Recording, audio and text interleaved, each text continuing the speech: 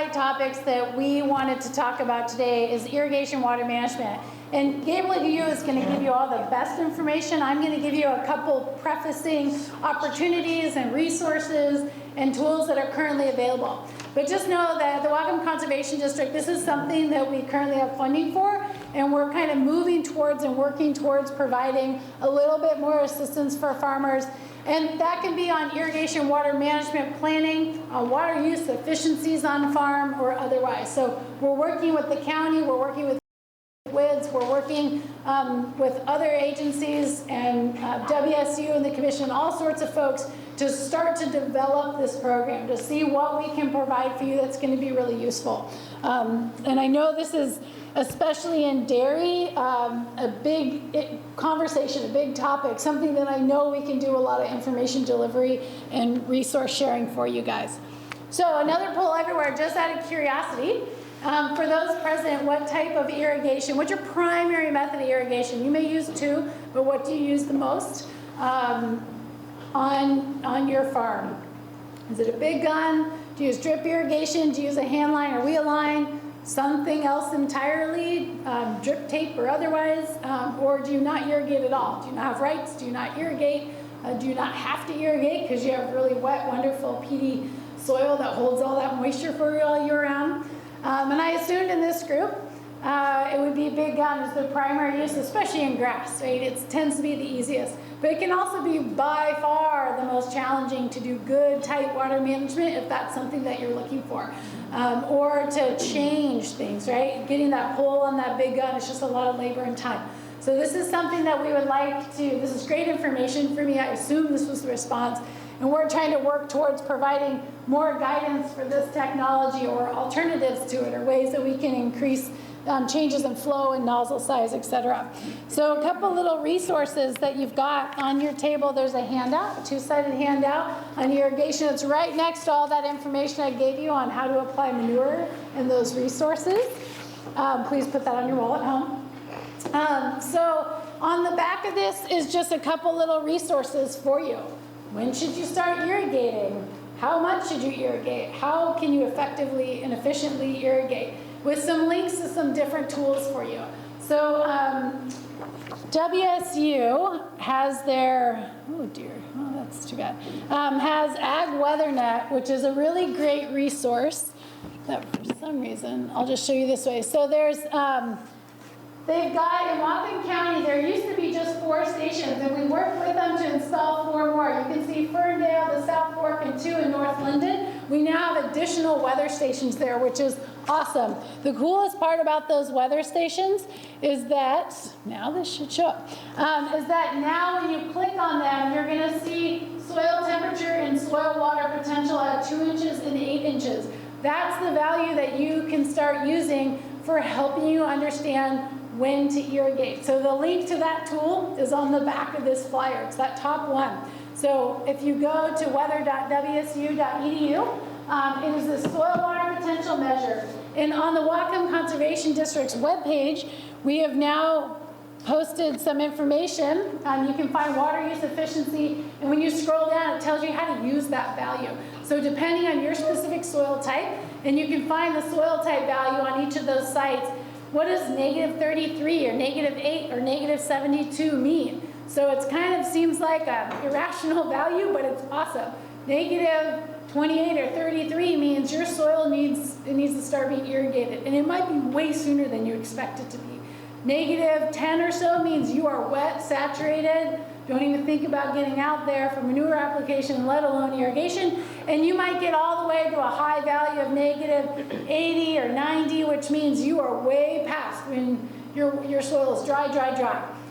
So you've gone over what your irrigation should have had. So we're trying to provide you more data, more information.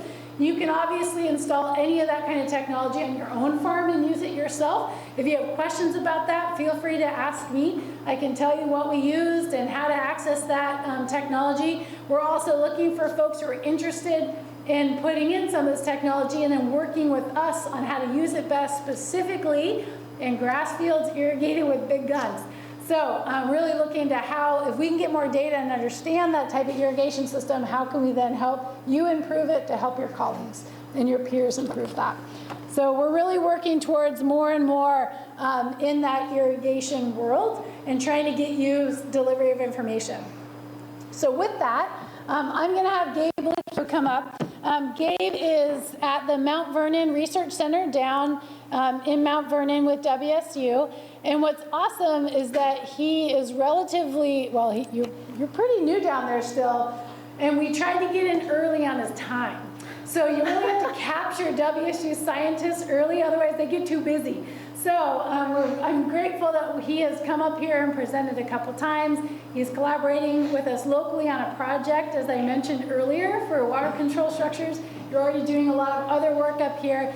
His wife, Deirdre, is also a wonderful soil scientist, so the both of them together between soil scientists and irrigation water management is a great combo, and we're really lucky to have that resource. So with that, I'll turn it, you can add a little bit more and do your presentation.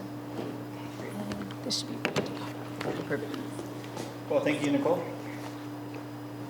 So as Nichole mentioned, I'm with Washington State University, based down at Mount Vernon at their Research and Extension Center there. As she also mentioned, been here just over a year. I'm a soil scientist. My focus is on soil-water relations. So I recognize a few of you from the Soil Health on the Dairy event last, I honestly can't remember when that was, but September-ish, we'll say. But yeah, I'm glad to be here. Thank you for the invitation. And so, as I mentioned, my focus is on soil-water relations, and so I work across crops and doing kind of research on soil moisture management, irrigation scheduling in various crops, also soil health building practices that improve soil-water relations, both for drainage and for better retention during the drier periods. And so I'm just going to be kind of talking today about a little bit of a basic overview of irrigation scheduling. I see later you have advanced nutrient management. I think this is going to start more basic. We are going to go into the weeds a little bit just to help us understand some of what we're going to be talking about with the new soil moisture sensors on the weather stations. So with that, I just wanted to talk briefly about, Nichole asked me to talk a little bit about some of the benefits of optimizing irrigation. And I think these are probably things you already know. I mean, the predominant one would be crop yield, right? Getting good root and shoot growth. So if it's too wet, clearly you're going to get soils where the roots don't have enough oxygen. They're not going to be able to grow well. That's going to affect the plant. If it's too dry, obviously that's going to result in moisture stress and reduce your forage yield as well. Maximizing nitrogen use efficiency is a big one too, right? So if you're applying and there's just not enough moisture for the microbes to be able to turn the organic types of nitrogen into the types that the plants can actually take up, then that's just going to, some of that's just going to sit there, and then as you get, through the drier parts of the summer, end of the season, a lot of that is more readily able to be lost because it's not being converted into the forms that plants can easily take up, and the plants also might not have enough water.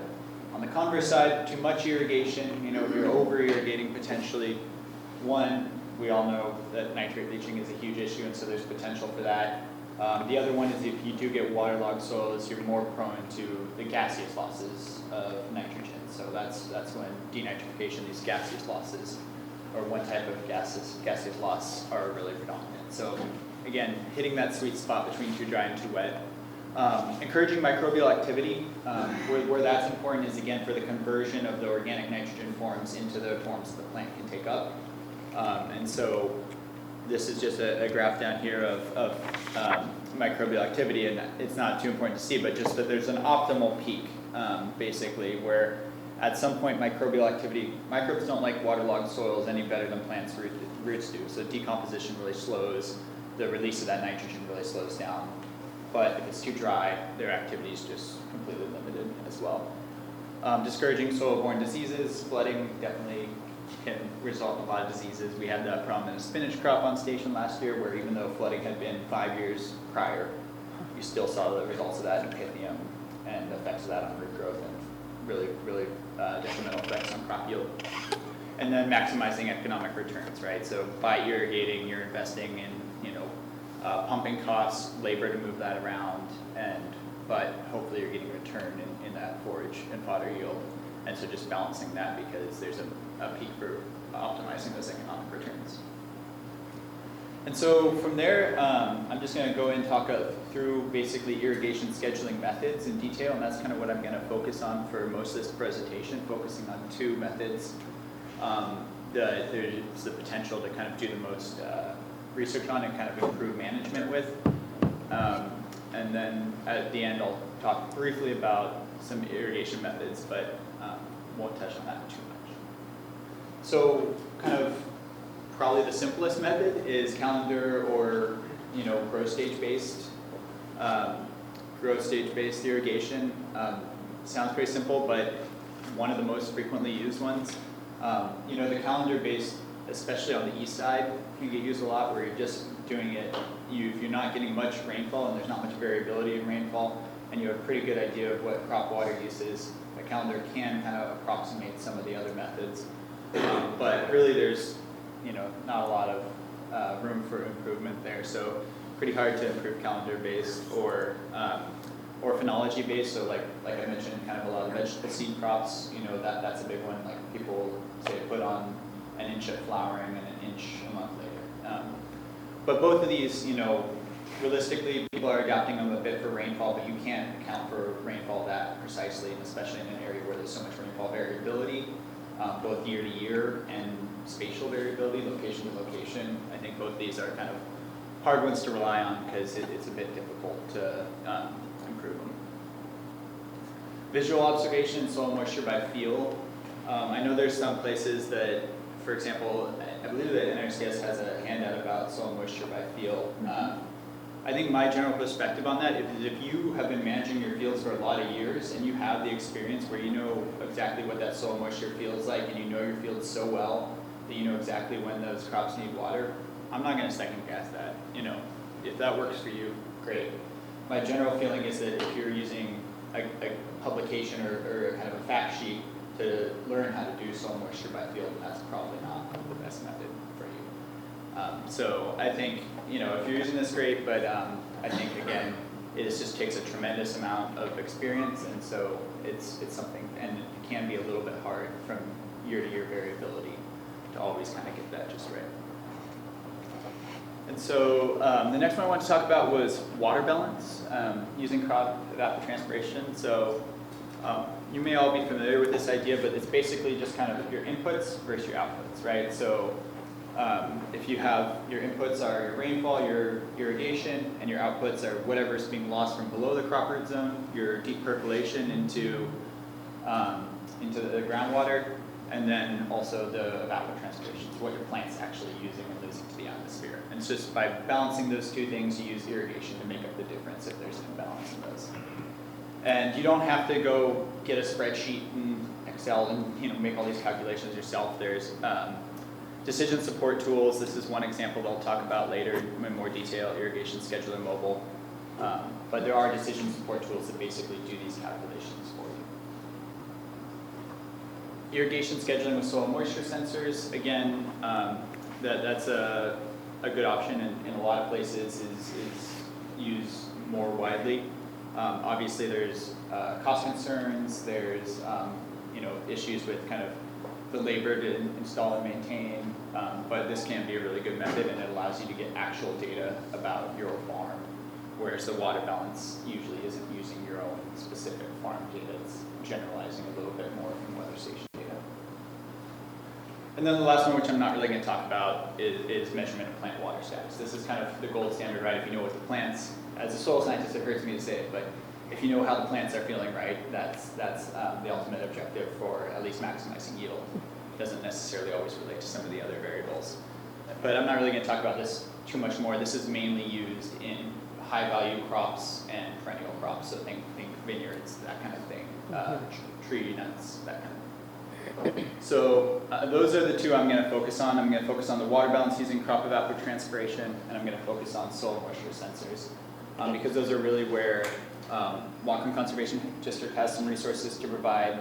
There's also the areas where there's kind of the most active research, and us as extension personnel can help you best improve these methods. So the water balance, as I already mentioned, basically, it's considering the soil, the root zone, and the plant as just kind of this box in which things go into and out of. And then it says we don't care what's happening within that box. We don't care about water going from the soil into the plant. All we care about is what's coming into the box and what's coming out of the box.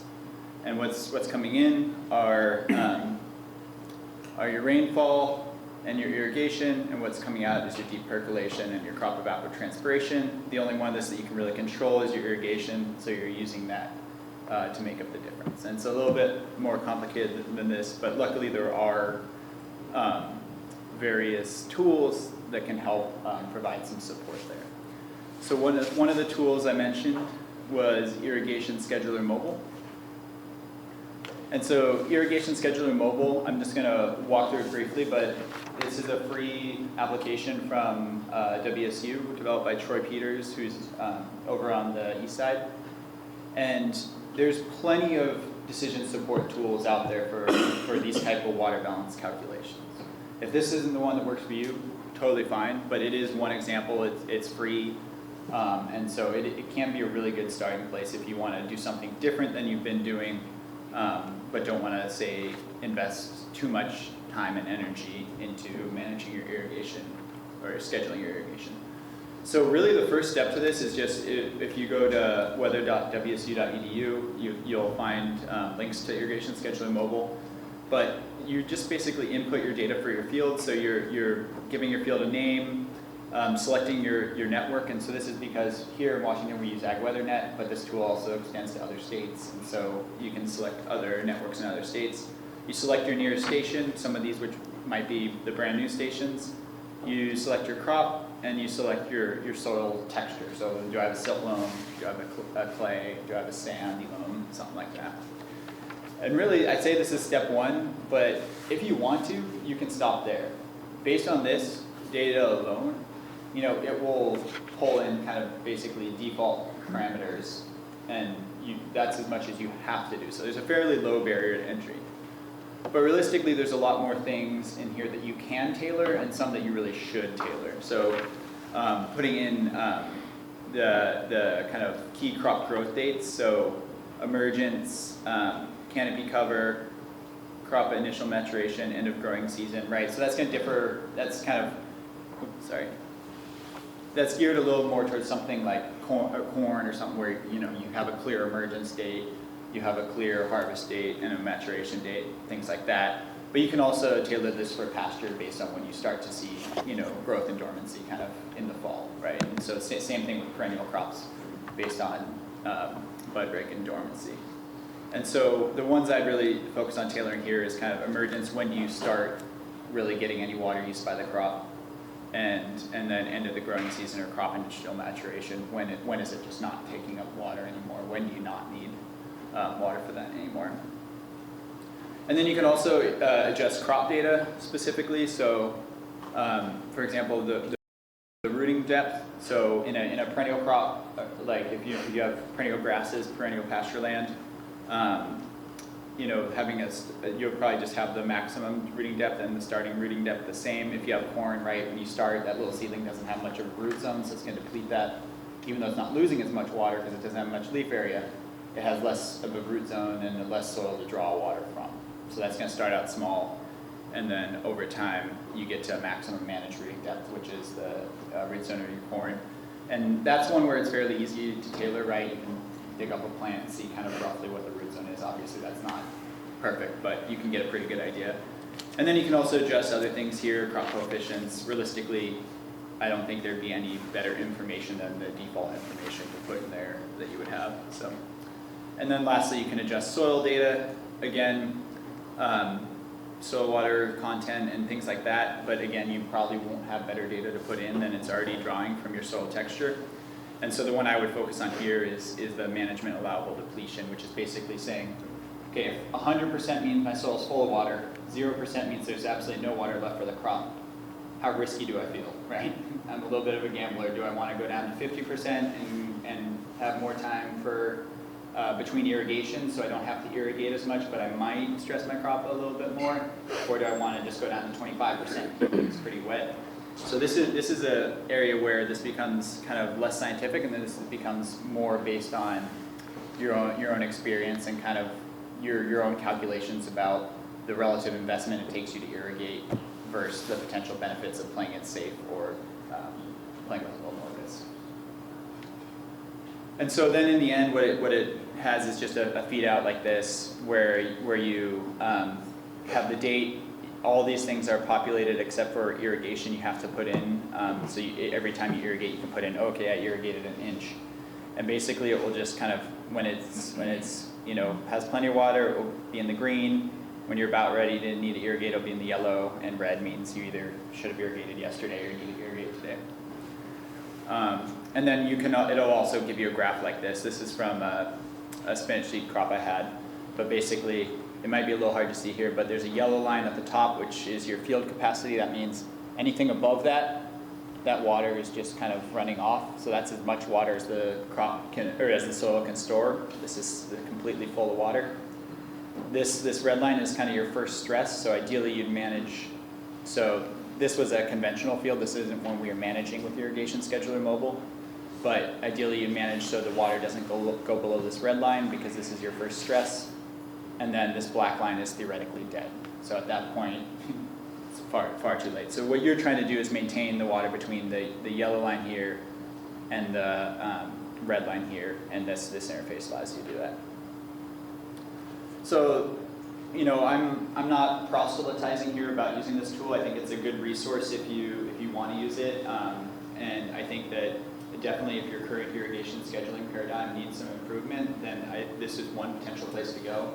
This does have some advantages and disadvantages. I would say advantages is that you saw that data entry, really that first slide was what you mainly needed to do. So the advantage is there's a pretty low barrier to entry there. Disadvantage is that barrier to entry exists for each field, right? Your fields are going to have different soil types, they're going to have different crops, they're going to have different planting dates. And so you have to, for each field, kind of enter that information. So even though it's a really low barrier to entry to start, you have to have that for each field. So depending on how many fields you have, that can be a little bit more of a barrier to entry. Another advantage is that it's highly tailorable. I showed you the slides with all these things you can change, right? Which I think some of those, you'll have the information to change, and that's great. I think that having that tailorability is really important, because a one-size-fits-all approach obviously doesn't work. But that said, for some of the parameters, the information to tailor it better just isn't there, because for example, the research just hasn't been done, and there's certain things in here that you're not going to have a better crop coefficient for corn growth or something like that, or know better the water holding capacity of your soil. You may if you've sent off for some soil tests, but for the most part you don't have this actual information to tailor. Another advantage is it automatically pulls the weather station data, so rainfall, crop evapotranspiration, those come automatically. You do have to input your own irrigation records, so there's no way to automate that. And it also easily translates to an irrigation amount, right? So it will tell you kind of what your water deficit is. So it's like, oh, well, my water deficit is, let's say 0.5 inches. I can go and apply half an inch of irrigation. And so there's a really direct correlation there between the irrigation amount and what the kind of printout or the readout of this is. It also has a nice visual interface, and it is helpful for keeping your irrigation records. A couple other disadvantages, just rainfall variability. Obviously here we have a high spatial variability, so this is only going to be as good as your local weather station captures the rainfall same as your farm, right? I think that's why Dave Brown's the director of Ag WeatherNet expanding here and putting out more stations. He's really interested in expanding the network in Western Washington because of this variability, and so I think that's a really promising development. And so this may get better with time. As I mentioned, representative values may differ from your system. So if you have, like, say, for example, on your corn, you're doing a different plant spacing than everybody else, or different plant spacing than was used to create this app, that's going to change the calculation a little bit. But these kind of, most of these apply generally to other decision support tools for this water balance map. So overall, I think it's a really good first approach. It's not that hard to use. it does kind of allow you to tailor things and can help you improve your water management. Or even if you're gonna just do what you do normally, you can still, like I showed for this this graph of the conventional field, I wasn't managing using Irrigation Scheduler Mobile there, but it still shows me kind of what Irrigation Scheduler Mobile would have suggested and how what I'm doing lines up with what it suggests. So that can be a good tool just to kind of keep track of, even if you're not actually using it to manage your irrigation. So the next thing I wanted to talk about, any questions on Irrigation Scheduler Mobile before I move on, or kind of decision and support tools for that water balance calculation? Yeah. So if you're just harvesting grass, Mhm. does it take into account for harvest dates? So for harvest dates, it doesn't, and so that is definitely a disadvantage where that there's no place to put in the harvest dates for grass. So. Yeah. Oh, there is. Yeah. Oh, I'm sorry. On the online interface, there definitely is, because I Okay. assume there's also an attestation. Yeah, I'm sorry.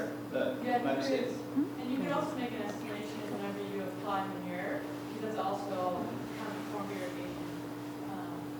Yeah. And you can add that management percentage for too, so. Okay, sorry, my mistake. Any other questions? So the difference is that is on the online version, not the mobile app? It may be I just missed it on this because I haven't been working in pasture or grass systems so far, so that may be you're probably much better at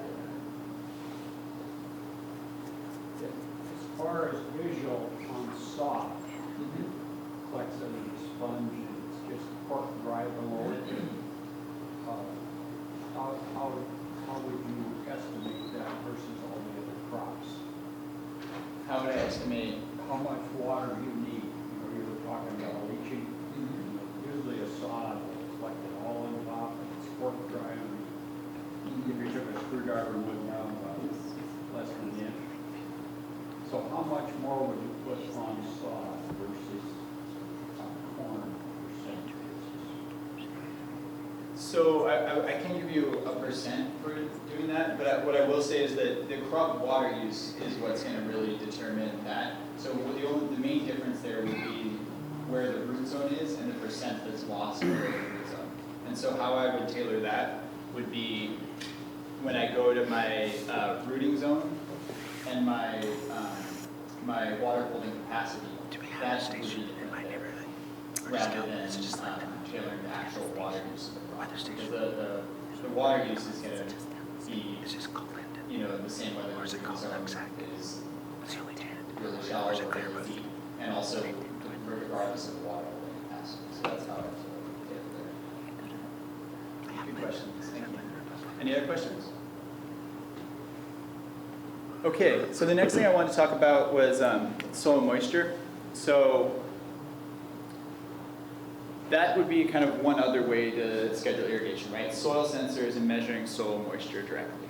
But the question is, it's easy in concept to measure soil moisture, but it's a little harder when you get into actually, and I'm not necessarily talking about which sensors to use, but what even do I want to measure? And this is where I'm going to go into the weeds just a little bit. Maybe it's already felt like being in the weeds, but and because of the new weather stations that WSU Ag WeatherNet and Whatcom Conservation District put out, and because of the fact that they have soil moisture here, so they have soil moisture at 2 inches and at 8 inches, and that's soil moisture measured in a very specific type of soil moisture. So this is where I want to go into the weeds just a little bit and understand what we're talking about when we're talking about soil moisture there, and then we can talk about how we might use that to inform irrigation scheduling decisions.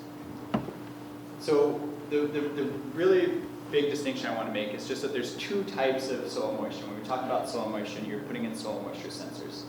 You can measure 2 different things. You can measure soil water content, which is the amount of water I have. So if I take a cubic foot of soil, how much of that cubic foot of soil is water? Is it, you know, a quarter of a cubic foot of soil, something like that? And so that's called my water content. And there's, you know, you can either do that on a weight per weight basis. You know, if I have a kilogram of soil, I have quarter kilogram of water, or a volume per volume basis, that cubic foot per cubic foot. And that's one thing. But the other problem with that one problem with that is that it doesn't necessarily, and you all know this, right? It doesn't necessarily account for a variation in soil types and specifically soil textures, right? So if I have a sand and I have, so on this, right here, sorry if it's a little small to see, but this is my soil water content right here. And then down here is my soil textural class. So let's say I have a sandy loam soil and I'm at 20% water content, soil water content. So in a sandy loam soil, at 20%, I'm above what we call field capacity, right? And so field capacity is the amount of water the soil holds after it's drained just due to gravity. So no crop water use yet, but just it rains, it's saturated, and then some drains away just because of gravity. Now we're at field capacity. And so at 20%, I'm above field capacity. So I have more water than my soil can even hold in a sandy loam. If I'm thinking about, for example, a clay loam, at 20%, I'm actually pretty close to my permanent wilting point. That's not just where plants experience stress, that's where they get to stress that's bad enough that they're not going to recover, actually getting to plant death. So if I just say, okay, well, I have a soil moisture sensor and it giving me a reading of 20%, and that's soil water content, that could be a huge difference in where I'm at, depending on what soil type and what soil texture I have. And so this is why we make the distinction between soil water content, which is the amount of water, and what we call soil water potential, which is really kind of the intensity of water. And so it's the amount of energy in that water. So really, it's how hard a plant has to work, basically, to extract water from the soil, right? It's harder to extract water from a clay, for example, at the same water content, than from a sand at the same water content. And so that's soil water potential. And so the other thing about soil water potential is, so it's kind of what the plant feels, which is really important, and it's also the driving force for water movement in the soil and into the plant. And so if I have a soil sensor in here and it's telling me that my soil is reading something like negative 300 kilopascals or bar, and we don't need to worry too much about what those units mean, but the water is flowing through the plant down basically a continuum. So the water is always going from a wetter area to a drier area. We could see that if we just poured water in two places on the soil, right? It spreads out from where you poured the water and it's real wet to the drier area. And that same thing's happening in a plant. So the root, for example, has to be more dry, more or less, or have a lower water potential than the soil to take up water. The leaf has to be more dry or have a lower water potential than the root to get that water transported, and then the atmosphere is the driest of all, even when it's fairly humid.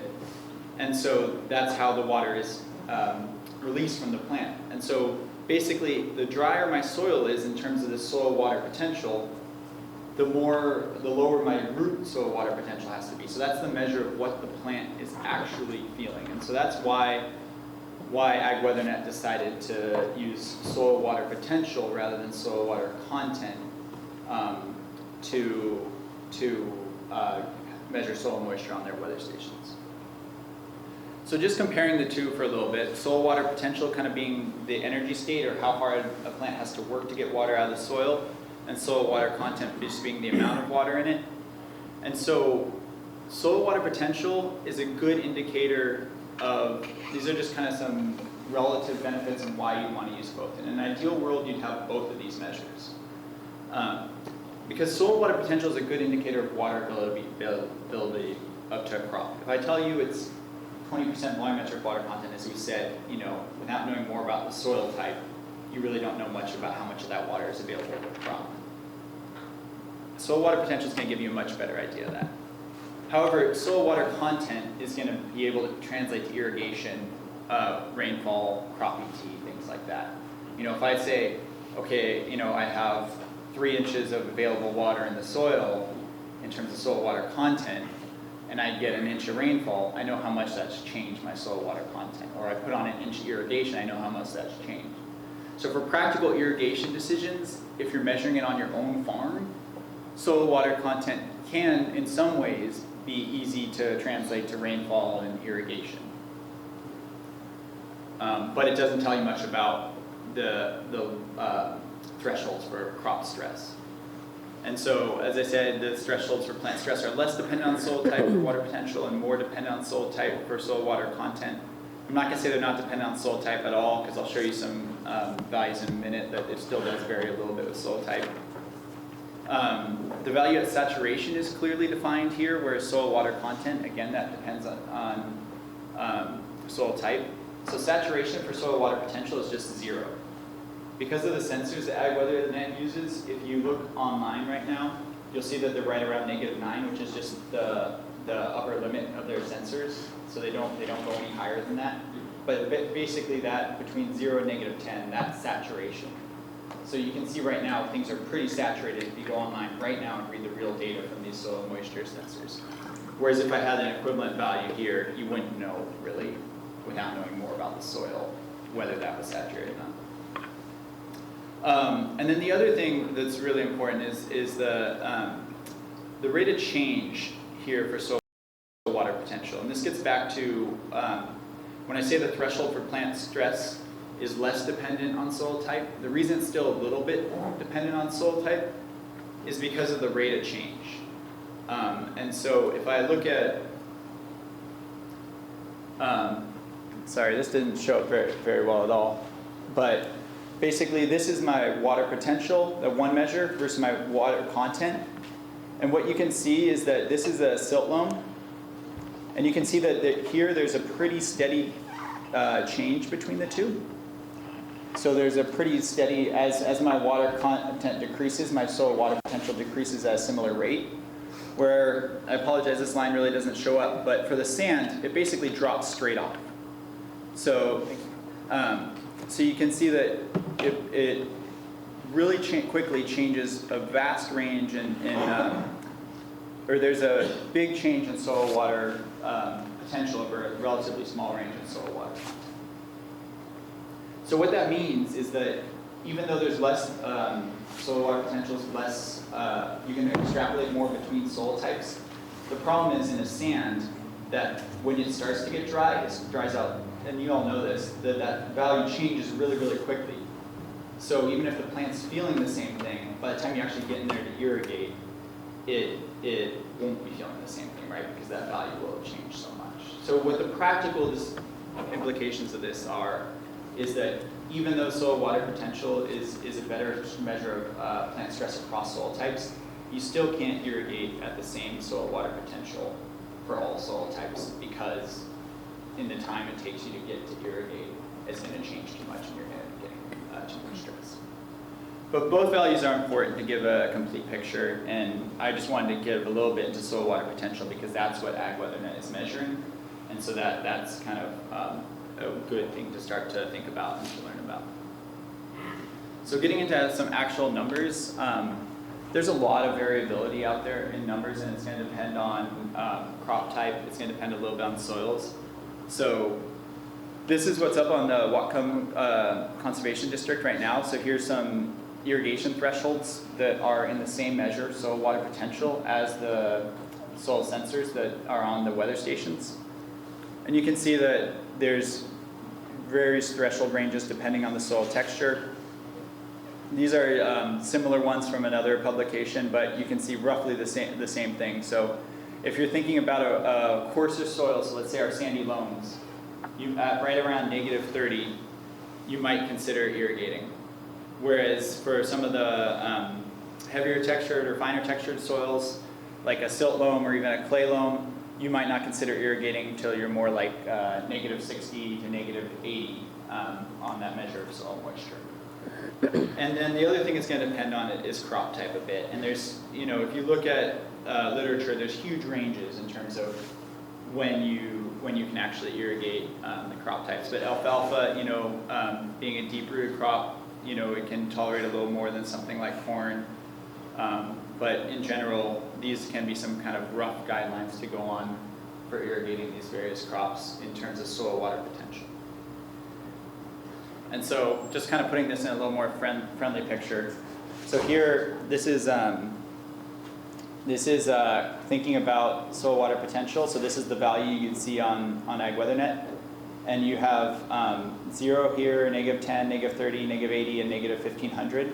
And so I'm just going to start at the extremes. So 0 is saturation. As I mentioned, because of the way the sensors work, anything between 0 and -10 is saturation for our purposes. -1500 is permanent wilting point. You don't want to get there. I don't think we need to worry about that range at all here. But these kind of green arrows are the areas in which you might want to manage. So if you have a really pretty coarse soil, like a loamy sand or something like that, you might want to be between about -10 and -30. Whereas if you have a little bit more fine textured soil, like a silt loam or clay loam or something like that, you probably want to be more down in this range, -30 to -80. And in some cases, you can even go farther. I mean, our research on silt loam down at the Research and Extension Center, we can go a decent amount farther than that without problems. But I think for the sake of safety, I think right here would kind of be going down to -80 would be a good rough threshold. And so anything between saturation and field capacity here, that's not really water you can control. That's going to be water that's going to drain by itself over gravity, just from gravity. So that's not really available for plant water use. And then these irrigation thresholds are where there's probably still water available I know there's still water available for plant use after that. It's just that you might be causing a little bit of stress and you might be causing some reduced growth. So these are kind of some approximate ranges to maintain.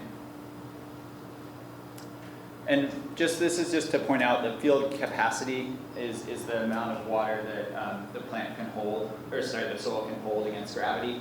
But it's a little bit of an artificial concept just because if we look at, going from saturation and then just letting a soil drain under gravity, soils continue to drain for a really long time, and how long they continue to drain is going to depend on soil texture. So it's kind of a rough approximation. So any questions on irrigating with soil water potential?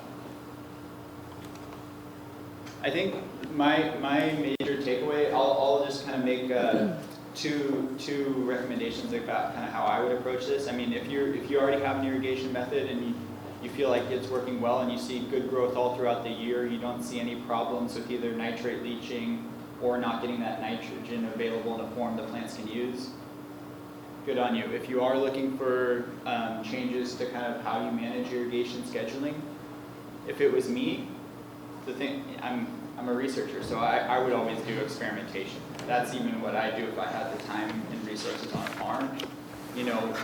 Experiment, be watching my local weather station, soil moisture, understand how that translates to my field, and then experiment with those thresholds for when I irrigate.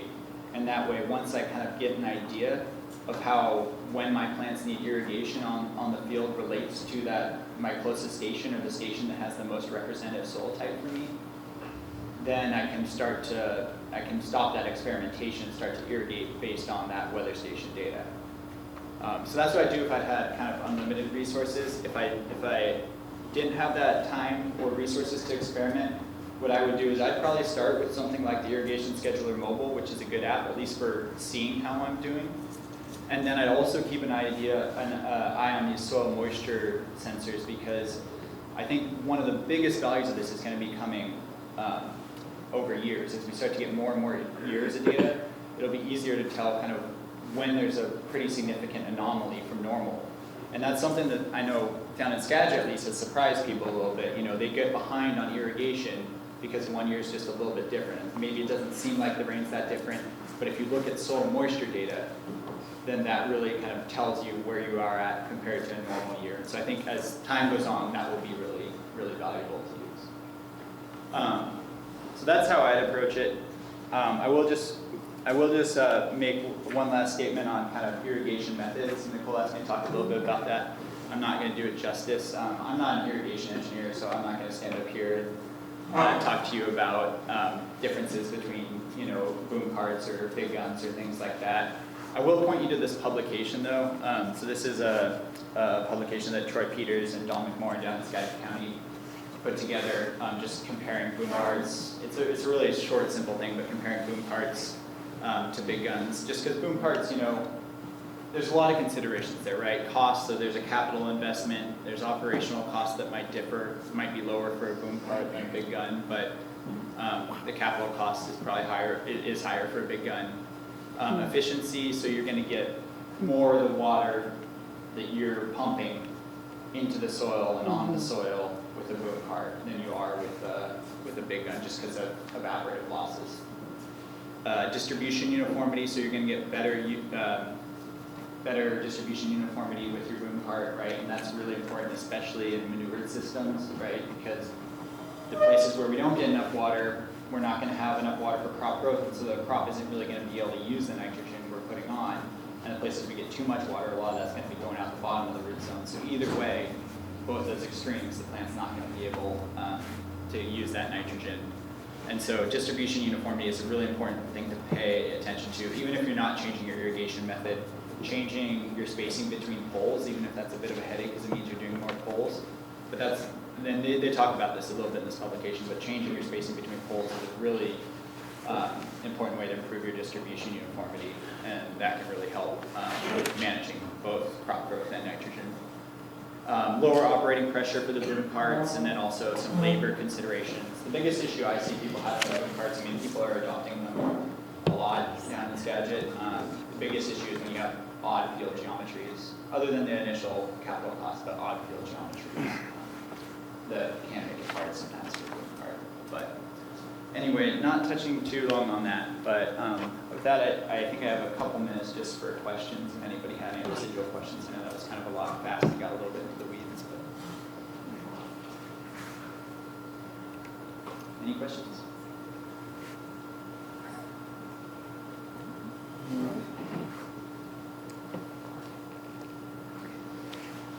Okay. Well, thank you. Thank you, Gabe. And I guess I'll just mention one last thing, sorry. One, feel free to contact me. Nichole has my information. And so if you do have questions later on this or other things related to the soils, feel free to contact me. And the other thing is, I mentioned that, you know, if I had unlimited, or not unlimited, but if I had the resources, if I was farming and I had the resources and the time to do it, I would do kind of on-farm experimentation, would honestly be how I'd approach a lot of this. And so that's something I'm very interested in as a researcher. So if you are interested in doing some on-farm experimentation, also that's a good reason to contact me. And we do have some proposals in to start doing some on-farm experimentation with people in a variety of crops, but forage grass and corn can easily be some of those. So, thanks. Thanks, Gabe. Thank you.